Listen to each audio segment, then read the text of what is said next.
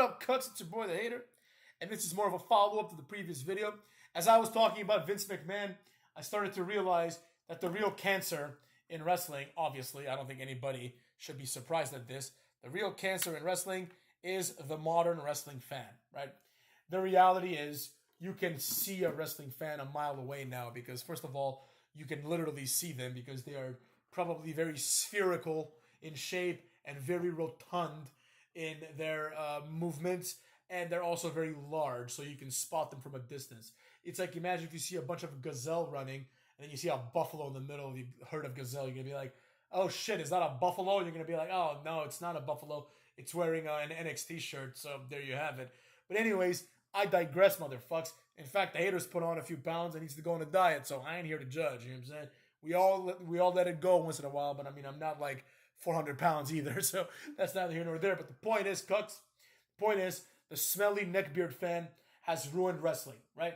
They've ruined it with their comparisons to anime and video games. Now, in the 90s, there was a point where comic books were cool for children, right? Even cartoons back then were made in such a way that adults could enjoy them too. Like there was the Batman animated series, which was amazing, right? That one, like my dad would watch an episode of that once in a while with me and he'd be like, wow, that was pretty good, right? And my dad is like, he's like a real man, you know, he's not the kind of guy, like, he's the kind of guy that doesn't get ice cream, even if he wants ice cream, because he's like, I'm a grown man don't eat ice cream, right? One time he did get ice cream and I was like, look at you, Dad. And I bullied his ass. And then he looked at me and I said, sorry, sir. You know what I'm saying? I'm not going to step out of line again.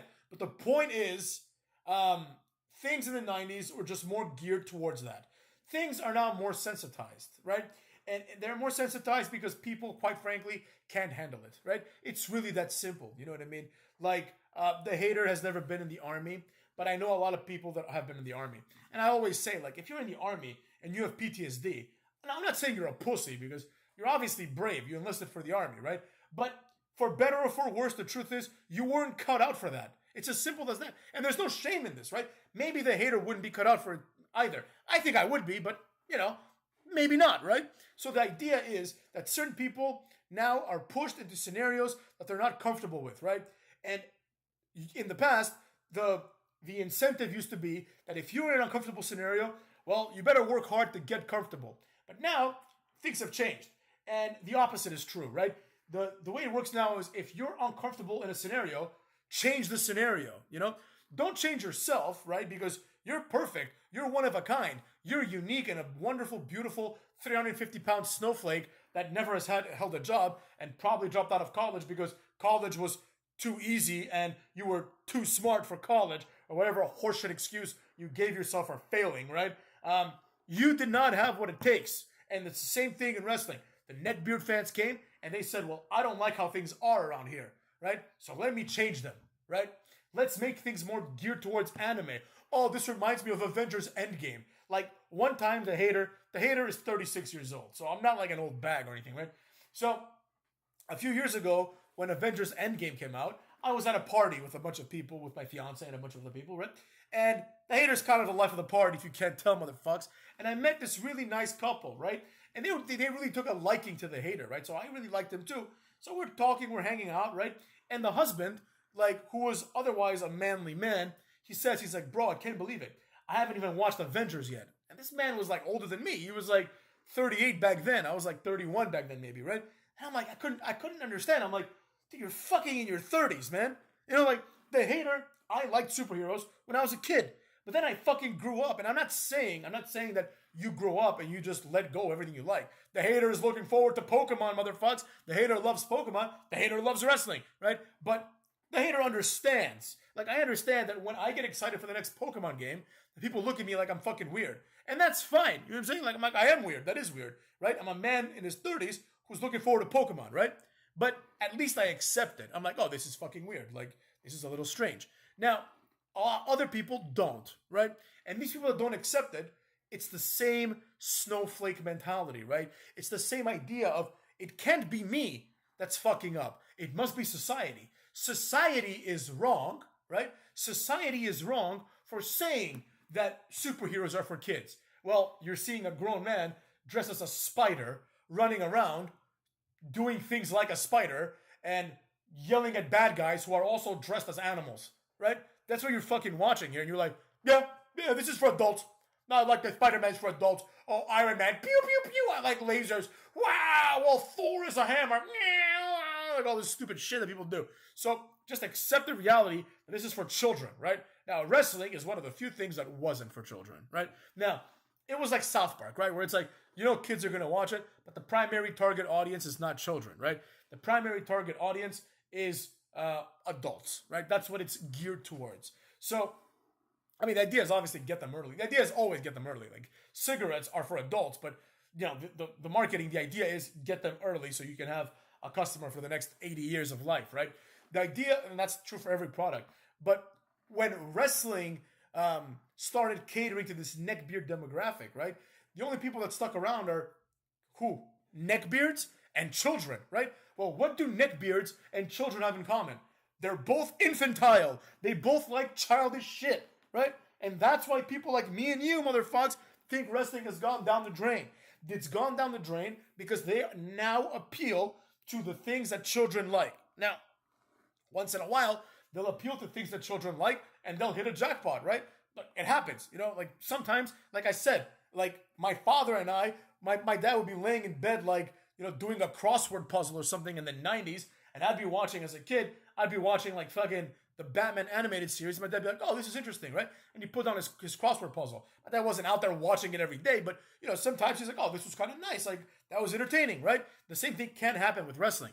But the idea is, if we continue to listen to the neckbeard demographic, which is definitely a viable strategy, we're going to keep getting childish shit, right?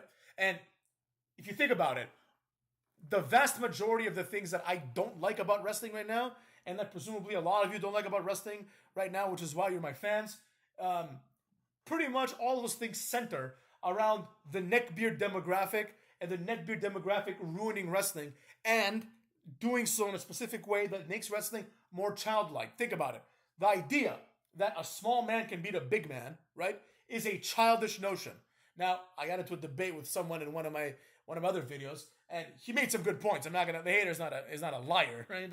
Like, of course, there are times when a small man can beat a big man, but we all know the general convention is the big guy is stronger and can beat up the little guy, right? There are exceptions, and there should be exceptions in wrestling, right? So, like, if, for example, Shawn Michaels and Undertaker have a long match and it ends with Michaels kicking Undertaker in the face and pinning him, that's not unbelievable because Shawn Michaels has been presented as a unique small guy.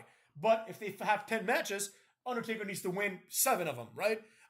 Or something along those lines. There should never be a situation where Liv Morgan has no fear and challenges Nia Jax. That's just stupid, right? That's just dumb. Like, it doesn't make any sense. But these are the childish neckbeard notions, right? The childish neckbeard wants the regular guy to beat Superman. The childish neckbeard wants Dean Ambrose to go and beat Brock Lesnar, like at WrestleMania, right? And it's like, but the rest of us are like, no, like, that doesn't make any sense. It's stupid. And also, Brock Lesnar's cooler too. So that's the idea, right? The push towards having smaller wrestlers, the push towards having these hacky ass generic moments of the good guy finally wins, right? Like the straight up finisher story. Like, I'd prefer WrestleMania 39 where the good guy gets screwed in the end. To me, that's much more compelling because I'm a grown up and I read, motherfuckers. People that don't read and their entire idea of how a story plays out is based on fucking Yu-Gi-Oh! Yeah, for them it's like, yeah, in the end Yugi must win. Yugi must defeat, like, whatever, the Exodia, whatever the fuck he fights, right? Yugi must do this, Yugi must do that, right? But in reality, the world isn't like that, right? That's why the real success comes from shows like The Sopranos, Sons of Anarchy, The Wire, right? Things that are trying to be realistic and gritty. Yellowstone, I haven't even watched that, but I'm told that it's really good, right? These shows outdraw childish shows because childish shows fundamentally are childish, right? The neckbeard demographic who watches My Little Pony because they find it to be well written and all this other weird shit, right? And there's, again, nothing wrong with watching things for children, in my opinion, but you have to at least understand. Number one, you're watching things for children, and number two, whether you like it or not, motherfucks, this says something about you. This is not a zero fact. It's not like, yeah, so what? So what if I like, watching ponies? So, not so what? That means you're fucking weird, right? Just like I can say I'm weird for liking Pokemon, right? If anybody tells me, hey man, you're weird for liking Pokemon, I'd be like, yeah. And I'll finish with this story. When one of the Pokemon games came out, I had just started dating my now fiance, right?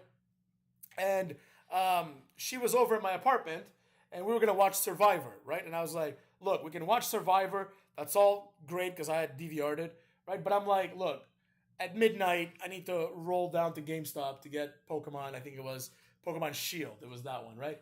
And she's like, oh, I'll drive you, right? So I'm like, all right, perfect. You can just drive me and then drop me back off and whatever, right? So she does that at midnight, right? And now I have to wait in GameStop with the girl that I'm dating in front of like all these neckbeards, right? Because everyone there that's at the midnight release of Pokemon is a massive neckbeard, right? Except for me and this one Hispanic guy behind me, right? He was a normal dude, right? And me and him, we look at each other in the eye and we give each other the signal of like, fuck, man, you're the only other person here that's not a fat beard like everybody else, right? And we kind of acknowledge each other, but we also simultaneously acknowledge the fact that just because we don't look like these fat neckbeards doesn't mean that in spirit today we are not fat neckbeards, right? And my fiance, she's like, this was like her first ever midnight release for a video game, and she's like, wow, this is kind of crazy. And I'm like, yeah, this is kind of nuts, whatever, right? I was a little bit ashamed. But then I got the game, and I left, and I started thinking to myself, well, I am one of those guys, right?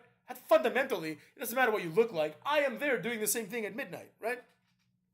I then went and played and enjoyed Pokemon. But the moral of the story is this, right? You are that person if you are that person, right? But keep it over there, right?